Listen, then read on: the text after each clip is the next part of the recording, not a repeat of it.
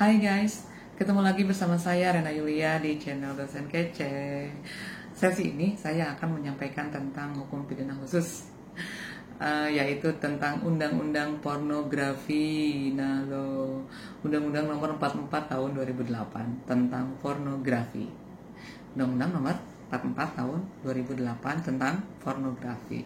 Oke, kenapa saya memilih topik ini? Karena topik pornografi lagi hits saat ini, gitu ya. Kalian udah nonton belum? Apa perlu nanti setelah tayangan ini ada tayangannya? Mau berapa detik? Jangan ya, nanti saya kena lagi. Oke, kita akan bahas tentang undang-undang pornografi. Kita ingat lagi bahwa hukum pidana khusus memiliki ciri perbuatannya khusus, orangnya khusus, subjeknya khusus, sanksinya juga mungkin khusus, hukum acaranya juga khusus. Pokoknya khusus semuanya. Oke, yang pertama kan kita bahas adalah apa sih pornografi itu. Sebelum kita bahas perbuatannya, kita harus tahu dulu istilah dari pornografi itu apa yang dimaksud di dalam undang-undang ini. Saya bacakan nih ya, karena undang-undang harus firm, harus dibacakan. Oke,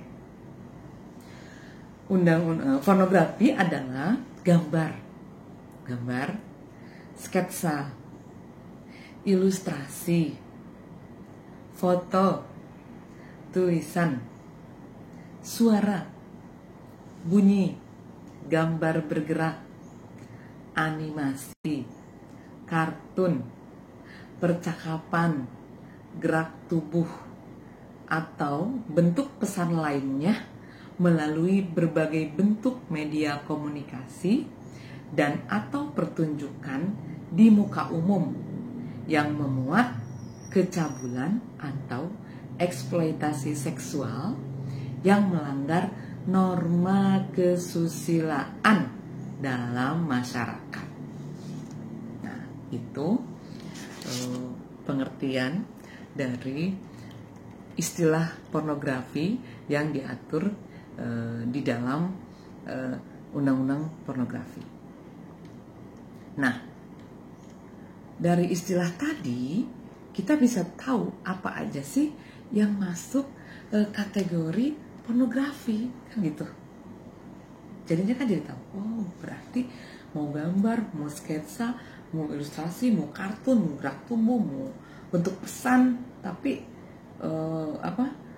melalui berbagai bentuk media komunikasi, mau pertunjukan di muka umum yang memuat kecabulan melanggar norma. Nah itu baru masuk kategori pornografi. Oke, udah ya. Oke, nah kemudian apa sih yang dilarang ataupun batasan yang masuk kategori perbuatan yang melanggar undang-undang pornografi? Kalau begitu, itu dimuat di dalam pasal 4. Oke, pasal 4 undang-undang pornografi. Saya bacakan nih. Setiap orang nih. Setiap orang. Aduh, kenapa saya sibuk begini ya? Oke. Setiap orang dilarang. Setiap orang dilarang. Ini berarti udah masuk kategori dalam perbuatan. Perbuatannya khusus nih. Nah, setiap orang dilarang memproduksi, membuat,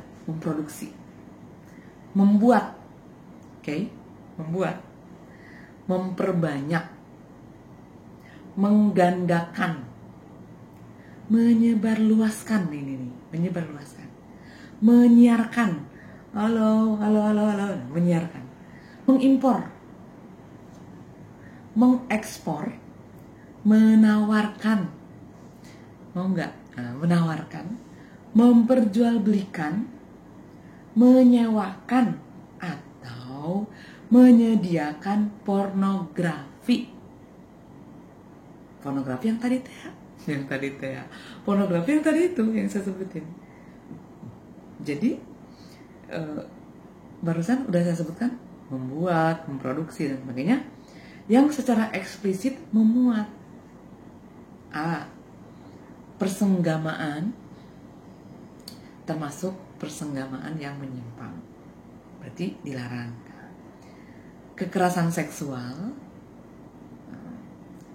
masturbasi atau onani, ketelanjangan atau tampilan yang mengesankan ketelanjangan, kemudian alat kelamin,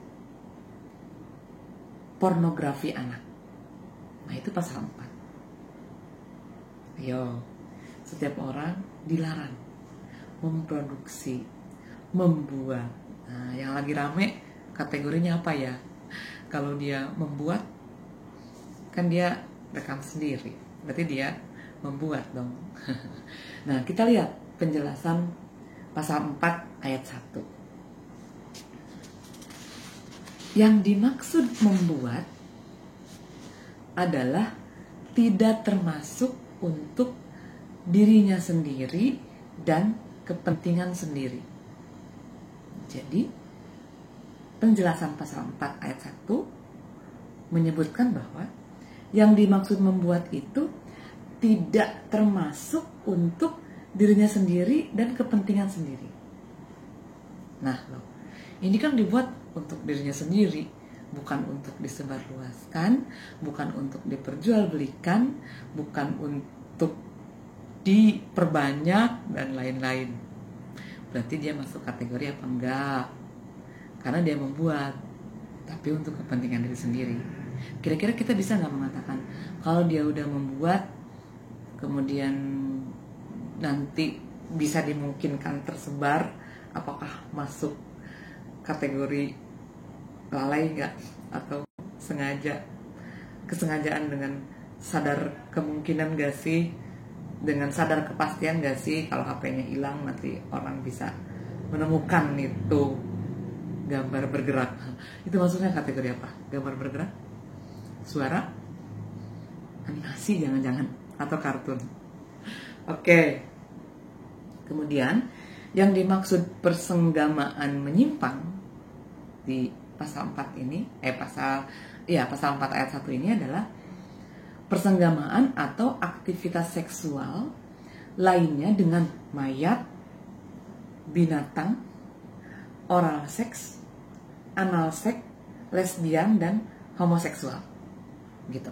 Jadi persenggamaan menyimpang ya nggak bisa. Ada yang dengan binatang ayam, burung, dan sebagainya. Itu juga masuk kategori ini, masuk kategori dilarang. Berarti dia melanggar pasal 4 ayat 1 huruf A.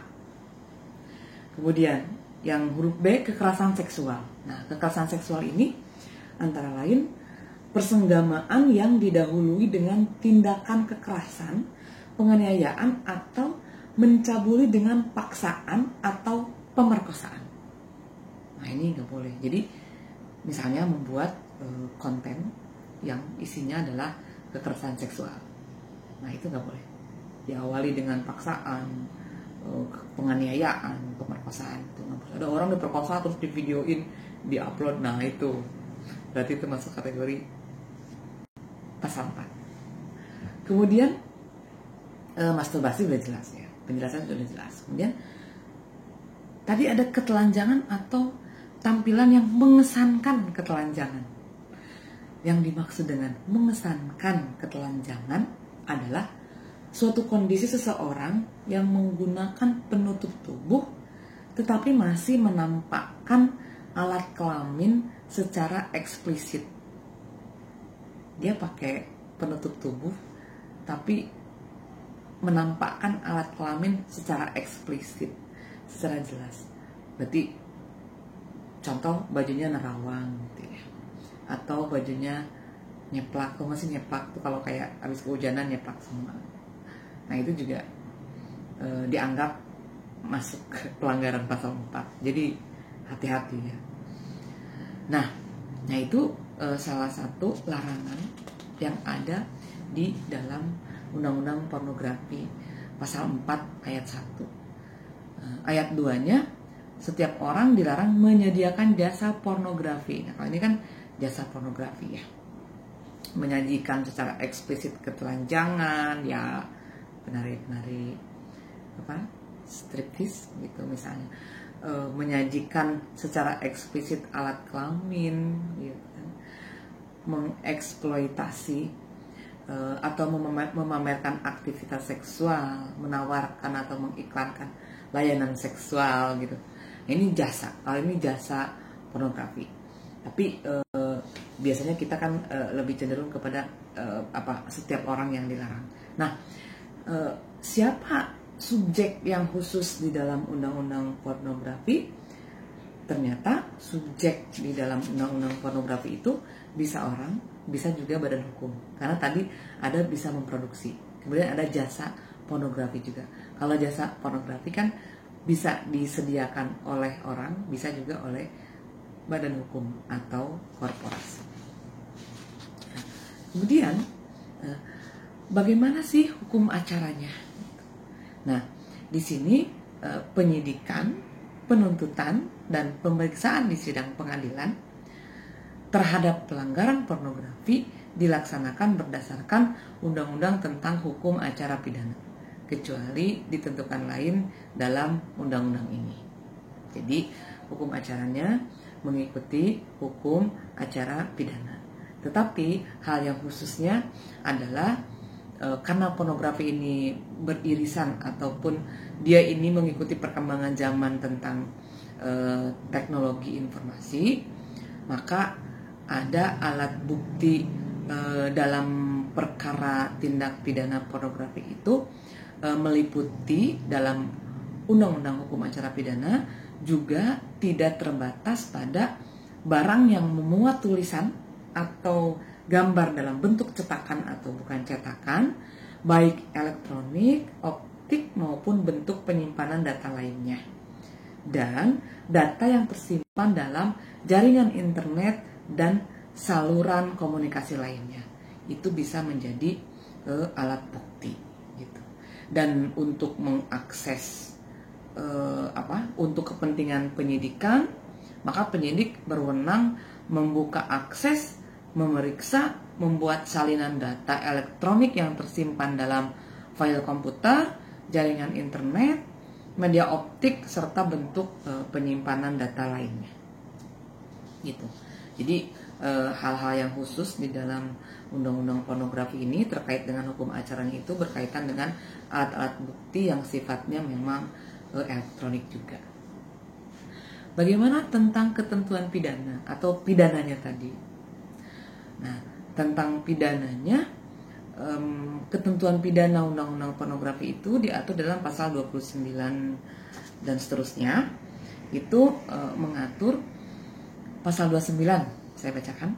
Setiap orang yang memproduksi, membuat, memperbanyak, menggandakan, menyebarluaskan, menyiarkan, mengimpor, ini seperti yang tadi dalam pasal 4 ayat 1, dipidana dengan pidana penjara paling singkat 6 bulan dan paling lama 12 tahun, dan atau pidana denda paling sedikit 250 juta rupiah dan paling banyak 6 miliar rupiah.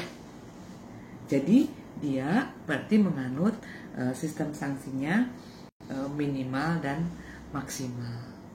Kan kalau KUHP kan maksimal selama-lamanya.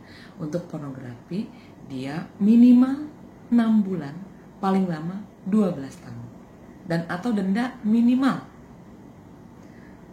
250 juta dan paling banyak 6 miliar. Wow.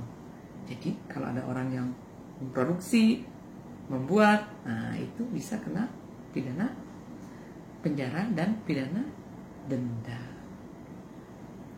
Dan atau pidana denda. Oke, itu tadi pasal 29.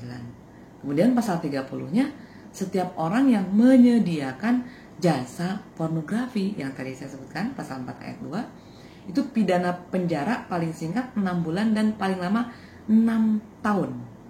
Kemudian dan atau pidana denda paling sedikit 250 juta rupiah dan paling banyak 3 miliar.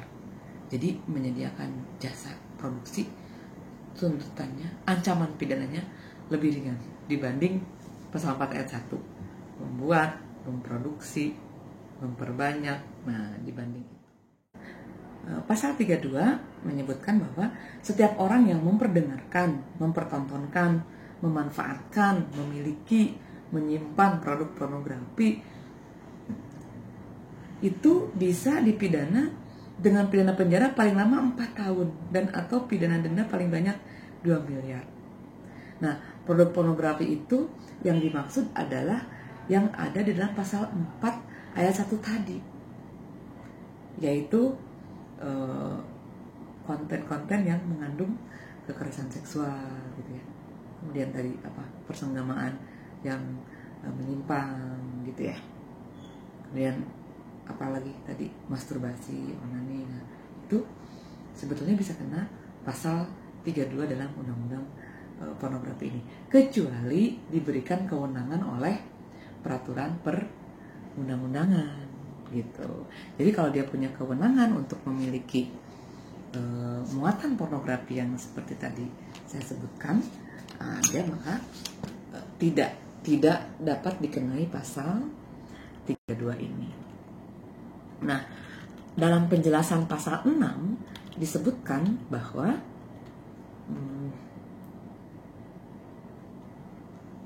larangan memiliki atau menyimpan tidak termasuk untuk dirinya sendiri dan kepentingan sendiri. Ini lagi-lagi seperti dalam pasal 4 ketika disebut perbuatan membuat itu tidak untuk kepentingan dirinya atau untuk dirinya sendiri.